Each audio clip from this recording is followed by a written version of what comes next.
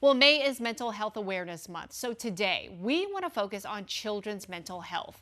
Nearly 20% of children 3 to 17 years old have a mental, emotional, developmental, or behavioral disorder. That's 1 out of 5 kids. Depression and suicide were a risk for older children and teens, and nearly 15% of children in the U.S. were treated for mental health disorders in 2021, according to the CDC. So, how do we support children's mental health?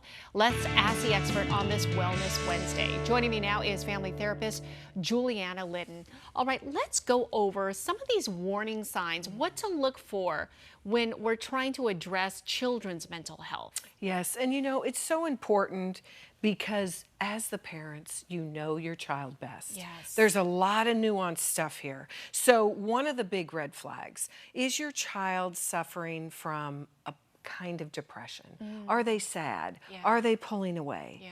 Are you recognizing how they're eating? Sometimes they're not eating enough. Sometimes they may be throwing up. Yeah. Sometimes they may be harming themselves or talking about it.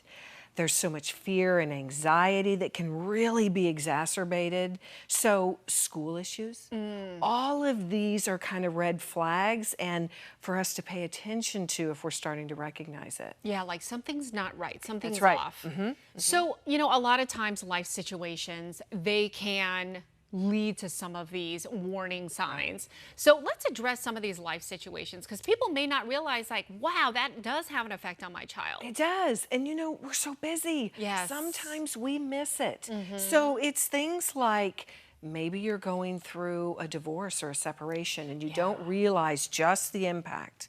Maybe you've lost a loved one or even an extended family. It's not right there, but it's Death is under hard. it's under the surface. There's grieving going on. I mean, you can see things with bullying that often are not obvious to you because they hold it in. Absolutely. Right? So there's so many of these that we need to really start to be aware of. And we do it through starting to have more communication with our kids. So let's get into that. What can we do? Yeah.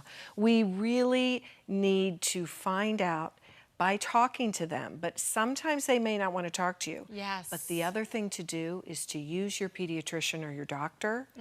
Use sometimes a school counselor because often if they're having trouble at school, they have so many resources that can help in that case. That's true. And then sometimes too, even with adults, sometimes it's just easier to talk to somebody else besides your family. It is. Right? It is. Yeah. And sometimes they don't really want to talk to us. I say all the time, you got to open that communication when they're younger, but it's never too late to get into their world. Right. Start the discussion. Bring it up. Say, hey, I can tell that, something isn't right here. Yeah. Do you need to talk to somebody else if you Right. can't talk to me? Another That's a thing way to do it. Yeah, and I'm thinking too maybe the timing of it. Like maybe you don't want to talk about this now. Yeah. Do you want to talk about it later? Yeah.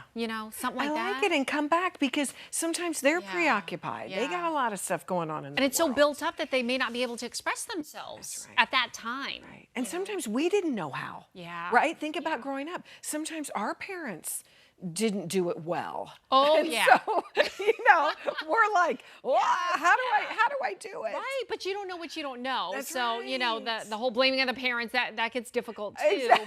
But, they did their best. Exactly. But Keep yes, trying. absolutely. Keep trying. Absolutely. You can end the cycle, you don't Right. have to Yeah, you know, that's right. That's do what right. your parents did or didn't do. Right. So, We try to be better. Right, absolutely. That's all we can do. Oh, good stuff. Yeah. All right, Julianna, thank you so much. It's always so difficult to talk about